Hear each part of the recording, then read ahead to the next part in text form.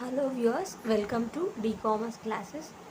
In this video, we are going to discuss another problem regarding admission of partner. Okay, now let's get started with the problem. So, it side కనిపిస్తుంది కదా. So ఇదంతా question అనమాట. So ఇది working notes ఇక్కడ నుంచి answer. Okay, so let's start నా. So first వచ్చేసి Messrs A, B and C is a firm. Ratio అంటే ప్రాఫిట్ షేరింగ్ రేషియో అనమాట.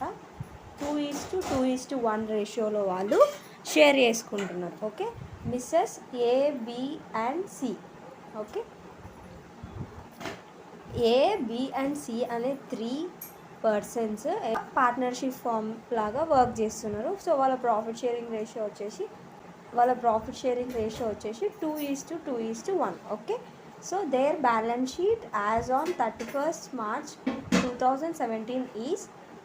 సో వాళ్ళ బ్యాలెన్స్ షీట్ ఇది. సో మనకి ఇచ్చిన ఓల్డ్ బ్యాలెన్స్ షీట్ ఇది అనమాట. I hope that it is clear. Okay, so ఇక్కడ నేను ఎక్స్ప్లెయిన్ చేశాను క్లియర్గా అని చెప్పిన. సో ఇది లయబిలిటీస్ వచ్చేసి సన్రీ క్రెడిటార్స్ 12,850 ఉంది. నెక్స్ట్ అవుట్స్టాండింగ్ లయబిలిటీస్ ఏమో 1,500 ఉన్నాయి. జిఆర్ అంటే జనరల్ రిజర్వ్ అనమాట. సో ఇక్కడ స్పేస్ కొంచెం ఆన్సర్ కోసం ఉండాలి కాబట్టి సో నేను ఇక్కడ ఫుల్ ఫామ్ రాయకుండా జిఆర్ అని రాశాను. జిఆర్ అంటే జనరల్ రిజర్వ్ వచ్చేసి 6,500. ఓకే, నెక్స్ట్ వచ్చేసి క్యాపిటల్ అకౌంట్స్. ఏ వచ్చేసి 12,000, బి వచ్చేసి 12,000, సి వచ్చేసి 5,000 ఉంది. Okay, capital. Okay, next so total చేసి 29,000 వచ్చింది క్యాపిటల్ అకౌంట్. తర్వాతకి లయబిలిటీస్ సైడ్ టోటల్ వచ్చేసి 49,850. ఓకే, 50. నెక్స్ట్ వచ్చేసి asset side. So L and B అంటే ల్యాండ్ అండ్ బిల్డింగ్స్ అనమాట. Okay, so land and buildings వచ్చేసి 25,000 ఉన్నాయి. సో ఇక్కడ 25,000. ఫర్నిచర్ వచ్చేసి 6,500. స్టాక్ ఆఫ్ గూడ్స్ వచ్చేసి 11,750. సన్రీ డెటార్స్ వచ్చేసి 5,500. క్యాష్ ఇన్ హ్యాండ్ వచ్చేసి 140. క్యాష్ ఎట్ బ్యాంక్ వచ్చేసి 960. సో ఇక్కడ టోటల్ వచ్చేసి asset side 49,850. Assets liabilities same అనమాట. ఓకే, సో ఇప్పుడు వచ్చేసి అడ్జస్ట్మెంట్స్కి వచ్చేద్దాం. They agreed D as a partner. Okay, so వాళ్ళు డీని పార్ట్నర్ లాగా అగ్రీ చేశారు ఫ్రమ్ 1/4/2017 అంట. సో ఇక్కడ మనకి బ్యాలెన్స్ షీట్ 31st Marchది అంటే నెక్స్ట్ డే రోజు డి జాయిన్ అయ్యాడు ఫామ్లో. Okay, so D shall bring ₹5,000 towards capital. Okay, D 5,000 rupees capital లాగా తీసుకురావాలి అంట. ఓకే, నెక్స్ట్ ఇక్కడ మనకి గుడ్ విల్ గురించి ఏమి ఇన్ఫర్మేషన్ ఇవ్వలేదు. Okay, so I hope that you're clear. Next value of stock increased by ₹2,500. Okay, so stock అంటే మనకు అసెట్. సో ఇది రీవాల్యుయేషన్ పాయింట్ అనమాట. సో అసెట్స్ ఇంక్రీజ్ అయితే మనం క్రెడిట్ సైడ్ చూపించాలి, అసెట్ డిక్రీజ్ అయితే మనము డెబిట్ సైడ్ చూపించాలి. ఓకే, సో ఇక్కడ ఇంక్రీజ్ అయింది 2,500 వర్త్ స్టాక్ కాబట్టి సో ఇది మనం క్రెడిట్ సైడ్ చూపించాలన్నమాట. ఓకే, నెక్స్ట్ పీబీడి అంటే provision for bad debts at 10% on debtors. So debtors పైన 10% provision for bad debts provide చేయండి అని చెప్తున్నారు అనమాట. ఓకే, సో ఇక్కడ మనకి ప్రొవిజన్స్ మనము క్యాలిక్యులేట్ చేసినప్పుడు మనకి డెటార్స్ వాల్యూ తగ్గిపోతుంది కదా, అంటే బ్యాడ్ డెట్స్ కోసం మనము ఇది చేస్తున్నాం. సో కాబట్టి ఈ వాల్యూ తగ్గిపోతుంది కాబట్టి డెటార్స్ అంటే assets. So debtors is also one of the asset కాబట్టి సో అసెట్ వాల్యూ తగ్గిస్తుంది ప్రొవిజన్ ఫర్ బ్యాడ్ డెట్స్ కాబట్టి మనము ప్రొవిజన్ ఫర్ బ్యాడ్ డెట్స్ అనేది డెబిట్ సైడ్ చూపించాలి. Okay, next furniture. డిఈపి అంటే డెప్రిసియేషన్ అనమాట. Okay, furniture depreciated by 10%. Okay, furniture కూడా depreciate అంటే వాల్యూ తగ్గిపోతుంది 10% అనమాట. ఓకే, సో డెప్రిసియేషన్ కాబట్టి సో మనము డెబిట్ సైడ్ చూపిస్తాం. ఓకే, సో అంటే అసెట్ వాల్యూ తగ్గిపోతుంది. The value of L and B అంటే land and buildings enhanced by 20%. అంటే land and buildings value enhanced అంటే పెరుగుతుంది అంట 20%. అంటే అసెట్ వాల్యూ పెరుగుతుంది అంటే మనము క్రెడిట్ సైడ్ చూపించాలి. ఓకే, సో ఇవన్నీ రివాల్యుయేషన్ పాయింట్స్ అనమాట. Okay, general reserve will be transferred to partners capital accounts. Okay, so 7th point వచ్చేసి జనరల్ రిజర్వ్ 6th పాయింట్ ఇక్కడ మిస్ అయింది. Value of goodwill is fixed at 15,000 అంట. Okay, so this is 15,000. Okay, so ఆ firm యొక్క goodwill value 15,000 ఉంది. Okay, so next వచ్చేసి GR will be అంటే general reserve will be transferred to partners capital account. Okay, so partners capital అకౌంట్కి ఇది distribute చేయమని చెప్తున్నారు. నెక్స్ట్ వచ్చేసి న్యూ రేషియో. సో మనం ఇక్కడ క్యాలిక్యులేట్ చేయాల్సిన అవసరం లేకుండా వాళ్ళే ఇచ్చేసారు న్యూ రేషియో. న్యూ రేషియో వచ్చేసి ఏకి 5/15, బికి 5/15, సికి 3/15, డికి 2/15. ఓకే, అంటే 15 పార్ట్స్ చేసే 5 parts A, 5 parts B, 3 parts C, 2 parts D తీసుకుంటాడు అనమాట. ఓకే, నెక్స్ట్ వచ్చేసి the new goodwill account is return back to partners account in new ratio.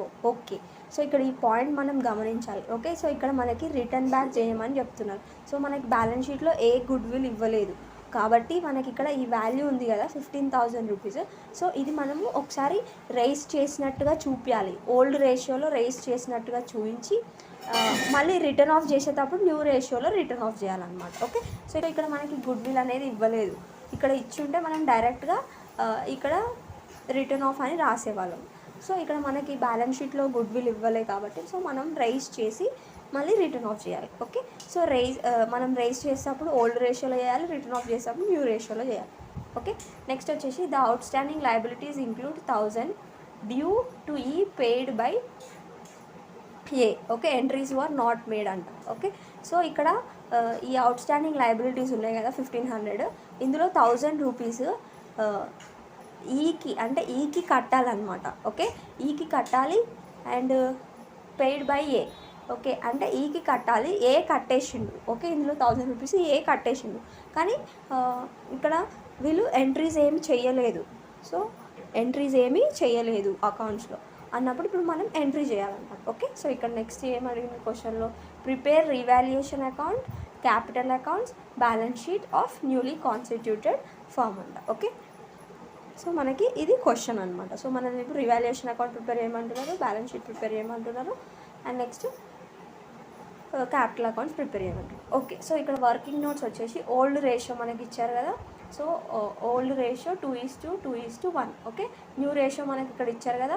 So అన్ని denominators ఏమున్నాయి కాబట్టి 5:5:3:2. ఓకే, సో రీవాల్యుయేషన్ మనం already discuss చేసినాం కదా. సో ఇక్కడ వాల్యూ ఆఫ్ స్టాక్ ఇంక్రీజ్ అవుతుంది. ఓకే, ఇంక్రీజ్ అని అంటే అప్రిషియేషన్ అనమాట. So appreciation of stock 2,500. Okay, so ఇది అసెట్ వాల్యూ ఇంక్రీజ్ అవుతుంది కాబట్టి క్రెడిట్ సైడ్.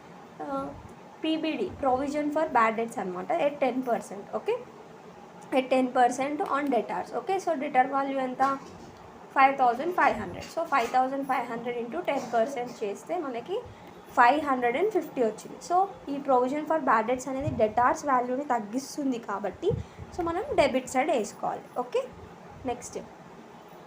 నెక్స్ట్ వచ్చేసి అడ్జస్ట్మెంట్ ఏంటి, furniture depreciated by 10%. Okay, so furniture depreciate అవుతుందంట ఎంత పర్సెంట్, 10%. ఓకే, సో ఫర్నిచర్ ఇక్కడ ఎంత ఉంది 6,500. So depreciation on furniture 10% is equal to 6,500 into 10%. So 6,500 into 10% చేస్తే మనకి 650 వచ్చింది. సో డెప్రిసియేషన్ అంటే అసెట్ వాల్యూ, ఫర్నిచర్ వాల్యూ తగ్గిస్తుంది కాబట్టి ఇది కూడా డెబిట్ సైడ్ వేయాలి. ఓకే, నెక్స్ట్ వచ్చేసి ఇక్కడ మనకి ఇచ్చారు కదా value of land and building enhanced by 20%. Okay, so enhanced అంటే ఇంక్రీజ్ అయింది కాబట్టి appreciation on land and buildings 20% అని రాయొచ్చు. Okay, so 20%. సో ఇక్కడ ల్యాండ్ అండ్ బిల్డింగ్స్ ఎంత ఉంది 25,000. సో 25,000లో 20% ఎంత 25,000 ఇంటూ 20% చేసి మనకి 5,000 వచ్చింది. ఇక్కడ అసెట్ వాల్యూ ఇంక్రీజ్ అవుతుంది కాబట్టి క్రెడిట్ సైడ్. ఓకే, సో ఇప్పుడు మనం ఇది రీవాల్యుయేషన్ అకౌంట్ ఇక్కడ డిస్కస్ చేసేద్దాం. గుడ్ విల్ ఇదంతా క్యాలిక్యులేషన్ మనము ఈ క్యాపిటల్ అకౌంట్ ప్రిపేర్ చేసేటప్పుడు మనము డిస్కస్ చేద్దాం. ఓకే, సో ఇక్కడ రీవాల్యుయేషన్ అకౌంట్ డెబిట్ క్రెడిట్ అనేది మనం వేయాలి. Particulars rupees. సో మనకి ఫస్ట్ ఇచ్చిన అడ్జస్ట్మెంట్ ఏంటి, ఇక్కడ స్టాక్ అనేది ఇంక్రీజ్ అయింది మనకి. సో కాబట్టి credit side by stock account 2,500. Okay, next second adjustment ఏంటి, like provision for bad and doubtful debts. Okay, so to provision for bad and doubtful debts account 550. So ఇక్కడ మనము ఇట్లా వర్కింగ్ నోట్స్ ప్రిపేర్ చేస్తే ఏంటంటే మనకి ఈజీగా ఇక్కడ వేసేసుకోనికి ఉంటుంది అనమాట. ఓకే, సో టు పీబీడీ అంటే provision for bad and doubtful debts. Okay, so 550. Next వచ్చేసి ఫర్నిచర్ కూడా డెప్రిషియేట్ అయింది కాబట్టి డెబిట్ సైడ్ వేయాలి. Okay, so to furniture account 650. Next వచ్చేసి ల్యాండ్ అండ్ బిల్డింగ్స్ ఇంక్రీజ్ అయింది 20% by land and buildings. L and B అంటే land and buildings account 5000 rupees. Okay, ఇక్కడ చూసినట్టయితే క్రెడిట్ సైడ్ 7,500 ఉంది, డెబిట్ సైడ్ ఏమో 1100 1200 ఉంది. ఓకే, అంటే క్రెడిట్ సైడే ఎక్కువ ఉంది కాబట్టి రీవాల్యుయేషన్లో ప్రాఫిట్ అనేది వచ్చింది. ఓకే, సో కాబట్టి ఇప్పుడు మనకి ఎంత వచ్చింది ప్రాఫిట్ ఇక్కడ చేసాను చూడండి వర్కింగ్ నోట్స్. సో ఇక్కడ మనము 7,500 టోటల్ సేమ్ ఉండాలి. ఓకే, సో ఈ 7,500లో నుంచి 1,200 తీసేస్తే ఎంత ఉంటుంది మనకి 6,300 ఉంటుంది. ఓకే, ఈ 6,300ని ఓల్డ్ పార్ట్నర్స్ షేర్ చేసుకుంటారు అనమాట. ఓకే, ఏబిసి 3% షేర్ చేసుకుంటారు అనమాట. ఓకే, సో ఓల్డ్ రేషియోలో 2:1 రేషియోలో వీళ్ళు షేర్ చేసుకోవడం అనేది జరుగుతుంది. ఓకే, సో ఎట్లా షేర్ చేసుకున్నారో చూద్దాం. ఏ ఈజ్ ఈక్వల్ టు 6,300 ఇంటూ 2/5 అంటే ఇక్కడ 2:1 అంటే 2 + 1 5 అవుతుంది కదా. సో ఈ ప్రాఫిట్ని 5 పార్ట్స్ చేసి 2 పార్ట్స్ ఏ, 2 పార్ట్స్ బి, 1 పార్ట్ సి తీసుకుంటారు అనమాట. ఓకే, సో 6,300 ఇంటూ 2/5 చేస్తే మనకి 2,520 వస్తుంది. సో బీకి కూడా సేమ్ 2,520, సికి వచ్చేసి 1,260. ఓకే, 1,260. ఓకే, సో అదే ఇక్కడ వేసాం. ఓకే, సో మీరు ఇదంతా ప్రాక్టీస్ చేసి మీకు ఈజీగా అయిపోతుంది అనమాట. Okay, so to profit T dot అంటే ట్రాన్స్ఫర్ టు, ఇక్కడ ప్లేస్ లేదు కాబట్టి టీ అని రాశాను, transfer to capital account. So ఇది మనం క్యాపిటల్ అకౌంట్కి ట్రాన్స్ఫర్ చేయాలి. ఓకే, ఏ వచ్చేసి 2,520, బి వచ్చేసి 2,520, సి వచ్చేసి 1,260. Okay, 1,260. Okay, so total 6,300. Okay, ఇది బ్యాలెన్స్డ్. ఈ ప్రాఫిట్ని మనం ఇక్కడ ట్రాన్స్ఫర్ చేయాలి. ఇప్పుడు మనము క్యాపిటల్ అకౌంట్స్కి వచ్చేద్దాం. Okay, so partners capital account debit side, credit side. ఇక్కడ మనము డీని కూడా ఇంక్లూడ్ చేస్తున్నాం. Okay, so particulars ABCD. Okay, ఇక్కడ డెబిట్ క్రెడిట్ వేయాలి, హెడ్డింగ్స్ కూడా పెట్టాలన్నమాట. Okay, so this is important, వీటికి కూడా మార్క్స్ ఉంటాయి. ఓకే, సో ఫస్ట్ వచ్చేసి మనం ఏం చేయాలి, క్యాపిటల్ అకౌంట్ ప్రిపేర్ చేసేటప్పుడు బేసిక్ రూల్ ఏంటి, ఇక్కడ ఉన్న క్యాపిటల్స్ని బై బ్యాలెన్స్ బ్రాడ్ డౌన్ అని చెప్పేసి ఇక్కడ రాసేసుకోవాలి. సో ఏకి క్యాపిటల్ 12,000 ఉంది, బీకి క్యాపిటల్ 12,000, సో బీ కాలంలో వేసేసాము. సికి క్యాపిటల్ 5,000 ఉంటాయి, సో సి కాలంలో వేసేసాం. నెక్స్ట్ ఇక్కడ మనకి అడ్జస్ట్మెంట్లో ఏమి ఇచ్చారు, D shall bring 5,000 towards capital. Okay, so capital తెచ్చినప్పుడు ఎంట్రీ ఏంటి, cash account data to capital account, D's capital account. Okay, so by cash అని రాస్తాం అన్నమాట ఇక్కడ. ఓకే, క్యాపిటల్ అకౌంట్లో మనం చూపించాలి ఇప్పుడు. సో ఇతను capital. Okay, by cash account 5,000. So ఇతను 5,000 తెచ్చాడు కదా, సో అందుకని 5,000 అని ఇక్కడ రాసాం. Okay, next revaluation profit. Okay, so by revaluation account అని రాసి ఇక్కడ బ్రాకెట్లో మనకి కావాలంటే ప్రాఫిట్ అని రాసుకోవచ్చు. Okay, so by revaluation account ఏకి ఇక్కడ మనకి ఎంత వచ్చింది క్యాలిక్యులేట్ చేస్తే 2,520, బీకి కూడా 2,520, సికి తక్కువ అనమాట. ఓకే, అతని రేషియో తక్కువ ఉంది కాబట్టి 1,260 వచ్చింది. డీకి ఏం లేదు, రీవాల్యుయేషన్ అనేది ఓల్డ్ పార్ట్నర్స్కి మాత్రమే సంబంధించింది. ఓకే, సో ఇక్కడ ప్రాఫిట్ వచ్చినా లాస్ వచ్చినా న్యూ పార్ట్నర్కి సంబంధం లేదు. ఓకే, సో ఇక్కడ జనరల్ రిజర్వ్. ఓకే, సో ఇక్కడ మనకి జనరల్ రిజర్వ్ ట్రాన్స్ఫర్ చేయండి అని ఇచ్చారు. ఓకే, ఇట్లా జనరల్ రిజర్వ్ ట్రాన్స్ఫర్ చేయండి అని ఇవ్వకపోయినా కూడా మనము ఇక్కడ జనరల్ రిజర్వ్ ఇస్తే మనము డిస్ట్రిబ్యూట్ అనేది చేయాలి. ఓకే, సో ఇక్కడ ఓల్డ్ రేషియో అనమాట. ఓకే, ఇది వాళ్ళు అంటే అన్డిస్ట్రిబ్యూటెడ్ ప్రాఫిట్ అనమాట ఇది. సో ఓల్డ్ పార్ట్నర్స్ కష్టపడి వాళ్ళు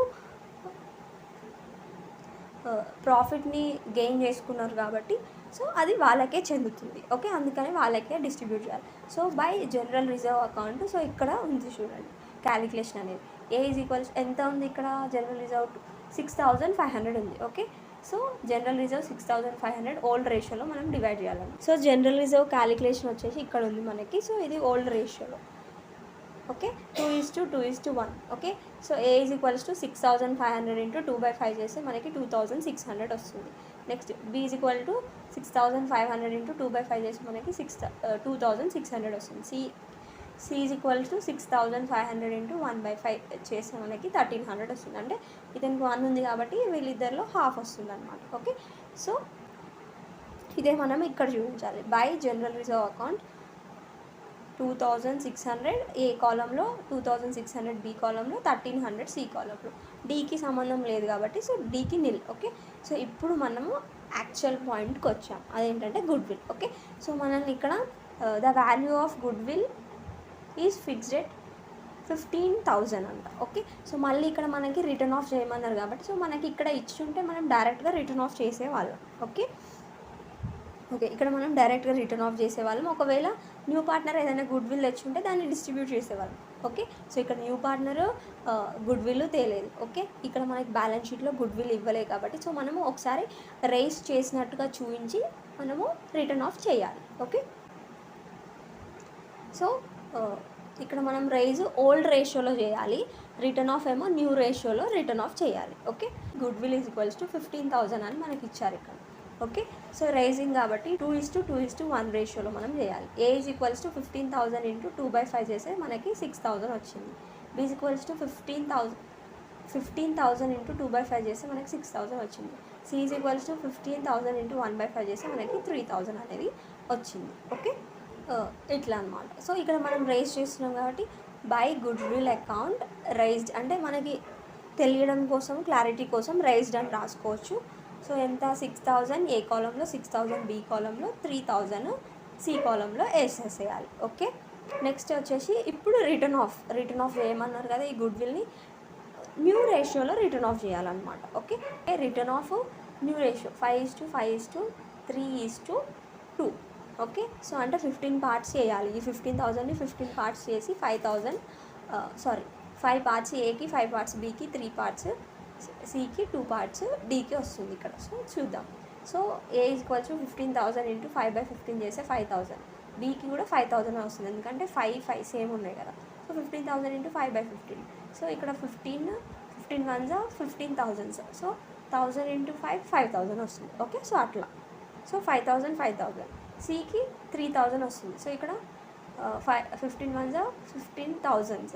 ఓకే, 1000 ఇంటూ 3,000. ఓకే, డీకి 15 1s 15,000, 1000 ఇంటూ 2,000. ఓకే, సో ఇప్పుడు ఇదే మనము ఇక్కడ చూపించాలి. ఓకే, బైతో to goodwill account written off ఇట్లా మనము బ్రాకెట్లో రాసుకోవచ్చు, రాయకపోయినా నో ఇష్యూస్. ఓకే, సో ఇక్కడ ఎంత వచ్చింది, ఏ కాలంలో 5,000, బి కాలంలో 5,000, సి కాలంలో 3,000, ఇది 3,000. ఓకే, సో డి కాలంలో 2,000. ఓకే, సో ఇక్కడ మనం చూసినట్టయితే ఇక్కడ మనకి గుడ్ విల్ వాల్యూ 15,000 ఉంది. ఓకే, సో ఇక్కడ మనము డీస్ షేర్ క్యాలిక్యులేట్ చేస్తే ఎంత వస్తుంది, మనకి 2,000 రూపీస్ అనేది వస్తుంది కదా. ఓకే,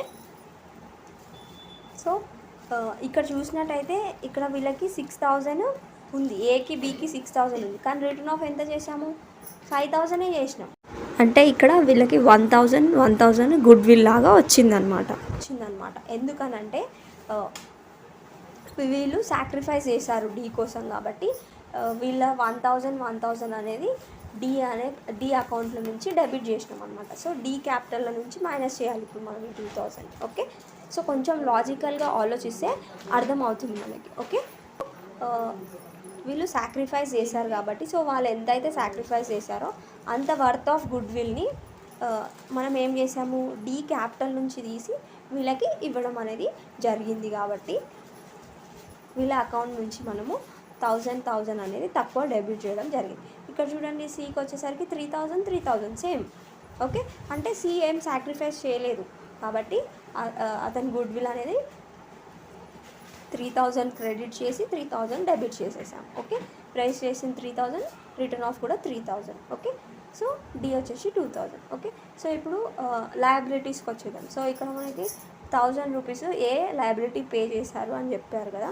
సో ఎంట్రీస్ ఏం చేయలేదు అంటే ఏకి ఇంకా ఈ పార్ట్నర్షిప్ ఫామ్లో వాళ్ళు ఏకి 1,000 రూపీస్ పే చేయాలి. ఓకే, సో ఎందుకంటే ఏ బయట వాళ్ళకి ఎవరికైతే అప్పు ఉందో వాళ్ళకి ఇచ్చాడు కాబట్టి. ఓకే, కాబట్టి by outstanding liability 1,000 rupees అని రాయాలన్నమాట. By outstanding liability account 1,000 rupees. Okay, so వీళ్ళు ఏమి ఇంకా మిగిలిన వాళ్ళు ఏం పే చేయలేదు కాబట్టి సో ఓన్లీ ఏ కాలంలోనే 1000, అందరి కాలంలో డాష్ డాష్ డాష్ పెట్టేయాలి. ఓకే, సో ఇప్పుడు బ్యాలెన్స్ అనేది మనం చేయాలి. ఓకే, సో ఏ కాలం క్రెడిట్ సైడ్ టోటల్ ఎంత 24,120, బి కాలం 23,120, సి కాలం 10,560, డి కాలం 5,000. ఓకే, సో అతను 5,000 తెచ్చాడు కాబట్టి 5,000. ఓకే, ఇప్పుడు సో ఇక్కడ కూడా సేమ్ 24,120, 23,120, 10,560, 5,000. ఓకే, సో ఇప్పుడు ఇందులో నుంచి ఇవన్నీ మైనస్ చేయాలన్నమాట. ఓకే, సో ఏ కాలం 24,120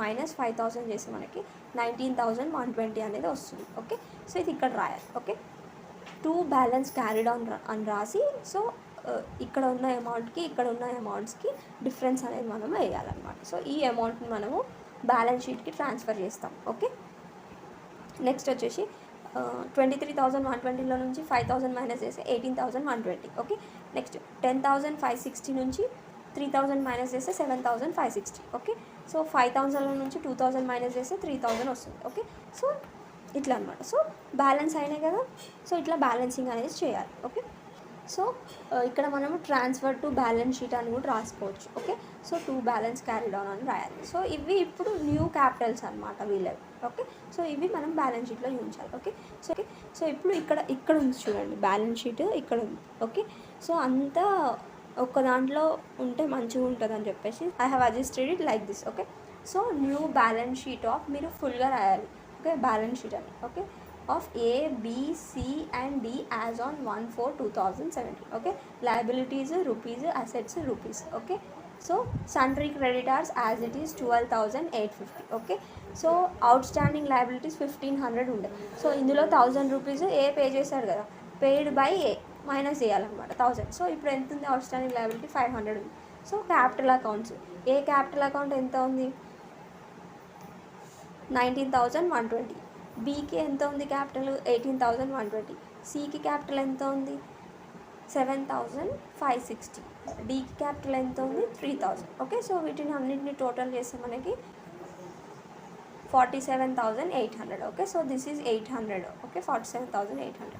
ఓకే, ఇప్పుడు అసెట్ సైడ్కి వచ్చేద్దాం. Assets land and buildings. Okay, 25,000 as it is రాసుకోవాలి. ఫస్ట్ అప్రిషియేట్ అయింది కదా land and building. Land and building అనేది అప్రిషియేట్ అయింది అంటే ఇంక్రీజ్ అయింది కాబట్టి వాల్యూ ప్లస్ సింబల్ అనమాట. ఓకే, అప్రిసియేషన్ అని రాయాలి మీరు ఇక్కడ. Okay, plus 5,000. Okay, so 5,000 appreciate అయింది కాబట్టి 25,000 ప్లస్ 5,000 30,000. ఓకే, ఫర్నిచర్ వచ్చేసి డెప్రిసియేట్ అయింది. Okay, so depreciation on furniture. Okay, డెప్రిసియేటెడ్.